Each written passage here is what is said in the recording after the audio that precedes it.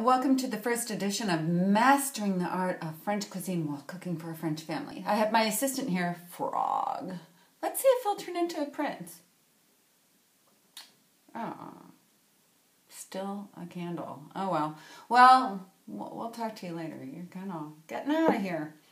So in this first vlog, I wanted to introduce you to the ingredients I always keep in my French kitchen. I'm Samantha Ront, the author of this book, 7 Letters from Paris. And I've been living in France for 5 years, cooking for a French family. At first, it was quite intimidating, but after 5 years, I kind of know my way around. So again, today in this first vlog, I wanted to show you all the ingredients that I have on hand, always in my kitchen and in my pantry or in the refrigerator. And slowly but surely, I will be teaching you some of the recipes I know. Some of them basic at first, and then we'll get a little more advanced and like crazy. Maybe we'll do a civet de sanglier. That would be wild boar. Okay, so starting quickly, I'm going to do this quick so I don't bore you all to death. Fleur de sel, salt. Don't make fun of my French accent ever. Okay, fleur de sel, greeny salt. Use it in a lot, but I don't over salt. I use it for a pinch, and if people want things saltier, then they can do that. Pepper. Always pepper in my kitchen. You can find that easily. Herbe de Provence. You can find this in any store. Herbe de Provence, a mélange de dried herbs from France. Rosemary, romarin, thyme, du thym, oregano. And again, we'll make fun of my French accent later. But moving on. Citron. I always have lemons for vinaigrettes, for lemon chicken, for anything that needs a little citrus kicks. De l'ail, garlic. I use garlic in almost everything. I love me some garlic. De l'ail. Onion, yes. And his friend Charlotte, echalot. Okay, they go hand in hand. If you don't want the bitterness of onion, go for the sweetness of a shallot. I always have Bouquet Garni on hand. Bouquet Garni I use in pot-au-feu, boeuf bourguignon, and any other kind of stew-like dish. It's basically a feuille de laurier tied with some thyme, du thyme. Gingembre. I use this in moule marinier just to give it a little kick. And I put gingembre ginger in a lot of recipes, even though it's not a typically French ingredient. It's a really yummy one, and I like ginger. I guess over Marianne then. That was a bad joke.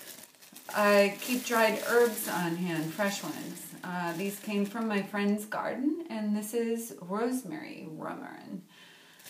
Very good on potatoes and pasta sauces and what have you. Also from my friend's gardens, I have bay leaves, feuille de laurier, thyme, du thym, and du sauge, sage. Here's a little French ingredient.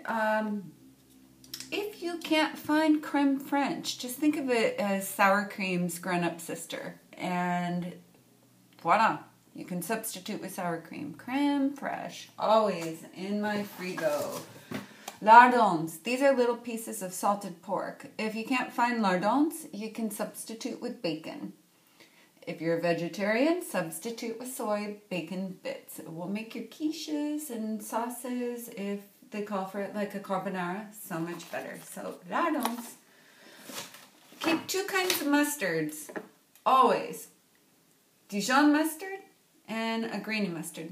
Moutarde de l'ancienne, right? This is good with lapin à la moutarde.